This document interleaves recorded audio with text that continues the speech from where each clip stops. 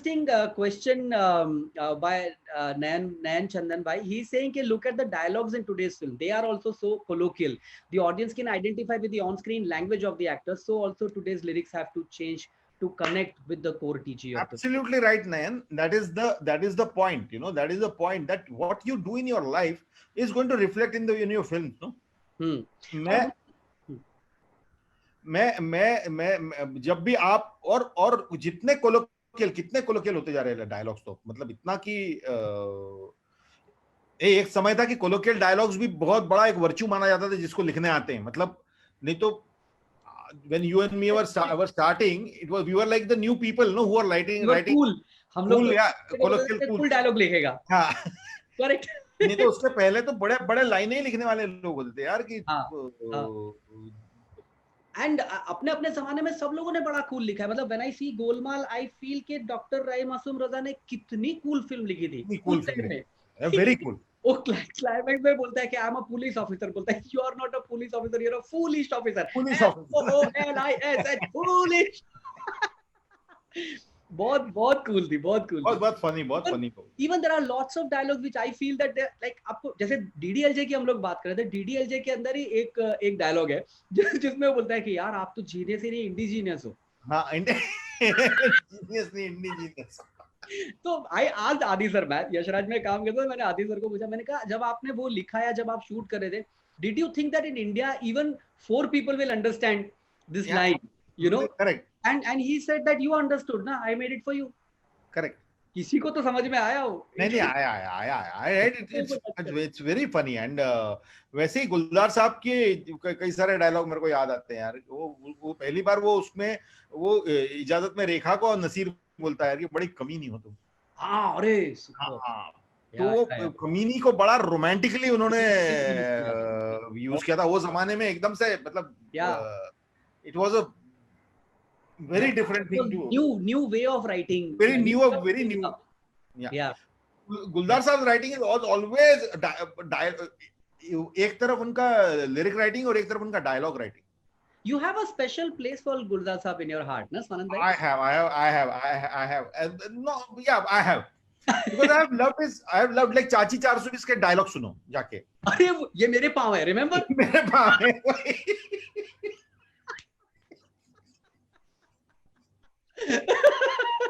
वो फोन पे बात कर रहे हैं, वो पाँव लेके खा रहे परेश रावल, बोलता है मैं आपके पाँव छूता, बोलता है ये मेरे पाँव है।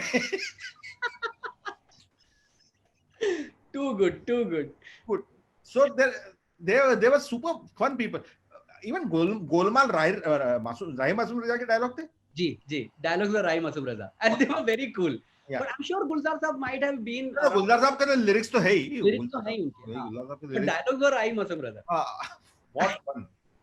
वो बहुत कमाल लिखते थे राय मासूम रजा भी। मतलब there are certain dialogue writers which are actually अपने जमाने में हर डायलॉग अच्छे डायलॉग राइटर ने एक स्टेप आगे जाके काम किया है। Like I always talk about वजाहत मिर्जा साहब who wrote मुगले आजम में क्या राइटर थे, मगर to write something like कांटों को मुरझाने का खौफ नहीं होता, ये उस जमाने में बहुत बड़ी बात थी। अरे बहुत बड़ी बात। और सर देखो सर, जो क्लीशे बनता है ना वो ग्रेट होता है, तभी क्लीशे बनता है। वो ओवर यूज तब होता है जब होता है क्योंकि वो इतना लायक है, वो उतना अच्छा होता है वो। बिल्कुल। तो मैं तेरा खून पी जाऊंगा भी जिसने लिखा था ना, कुत्ते में तेरा खून पी जाऊंगा, वो भी एक या अगर किसी ने अपनी माँ का दूध पिया है तो मेरे सामने आए। It's a great line. It's a great line. अब वो इतनी बोली जा चुकी है कि अब हम उसको हमारा पावर देना बंद कर दिया, हमने उसको सुनना बंद कर दिया। बट अगर आप उसको ध्यान से सुनेंगे तो वो बहुत ही कमाल की लाइन है। कई बार मुझे लगता है कि वर्ड्स नए होना जरूरी नहीं है, मगर उसका एप्लीकेशन।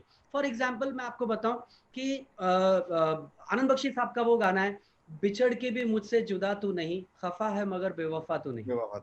हाँ, ताल का गाना है, बिछड़ के भी मुझसे, एक भी वर्ड नया नहीं है 2 लाइन में, एक भी वर्ड। बिछड़ के भी मुझसे जुदा तू नहीं, खफा है मगर बेवफा। वही खफा, बेवफा, जुदा, ये सारे वर्ड हम 50,000 बार सुन चुके हैं, मगर एक्सप्रेशन कितना। पर कई बार थॉट ओवर पावर कर जाता है। जब थॉट ओवर पावर कर जाता है ना तो वर्ड्स मायने नहीं रखते। करेक्ट। जब सुनने वाला थॉट सुनने लगता है तो then you don't go for the words. And these were मतलब आनंद बख्शी साहब और ये लोगों ने ना बहुत नए थॉट दिए यार। हाँ, मतलब एक्सप्रेशन हाँ मैं वो आपको एक्सप्रेस एक और चीज मैं आपको बताऊं, बड़ी इंटरेस्टिंग एक रिसर्च हुई है। डॉक्टर डी श्मिट करके, उन्होंने मैकमास्टर यूनिवर्सिटी में एक बॉब डिलन के ऊपर रिसर्च की थी। ऑब्वियसली इंडिया में तो कोई हम लोगों पे कौन पता नहीं कब रिसर्च करेगा, कोई करता नहीं। मगर ये बॉब डिलन के 50 साल के लिरिक्स पे उन्होंने रिसर्च किया था material, and he research and he proved it that there was no considerable change in that singers vocabulary over 50 years. He used the same words again and again. He never used new words. It was the same vocabulary जो उन्होंने पहले 5 साल में use की और आखिरी 5 साल में यूज but की. constantly if you are giving uh, if you are giving new thoughts and new this thing, then Correct. So what जैसे I मेरे को अचानक से एक याद आ रहा है गाना, वो बख्शी साहब का ये है, प्यार तेरी पहली नजर को सलाम। I love that song. मैंने मेरे हिसाब से वो, और उसमें वो जिसने वो उस इबारत की जेरो जबर का मतलब होता है जो क्लियरली नहीं, जो लेजिबल नहीं है। नहीं, जेरो जबर में भी ये भी मतलब होता है कि नुक्ते, करेक्ट, सो बहुत क्लियर नहीं है। करेक्ट। इस लिखावट की जेरो जबर को सलाम। आउटस्टैंडिंग। तो इस तरह की लाइनें वो लिख जाते थे और लिख गए, इतनी आसानी से लिखते थे, लेकिन वो कितना थॉट ड्रिवन गाना है कि 16 बरस की बाली उम्र को सलाम। बिल्कुल। एंड इतना रेबेलियन है उस गाने में कि घूंघट को छोड़कर सर से सरक गई उस चुनर को सलाम यार। हाँ, लेकिन फिर भी कहीं ना कहीं there is a softness about the song. कहीं पे गुस्सा नहीं है कि आग लगा दो, वैसा सब नहीं है, कुछ नहीं है। आप देखिए, एक रोमांटिक गाना, एक रेबेलियस रोमांटिक गाना लिखा है, मगर वायलेंस नहीं है उसमें। नहीं है, बिल्कुल भी नहीं है, बिल्कुल वायलेंस नहीं है। और वो मतलब, और वो ट्रेजी रोमांटिक है, ट्रेजी रोमांटिक है, and it's very also it's very new age. I find that song one of my Bakshi Saab's greatest songs. I'm a huge fan of Bakshi Saab.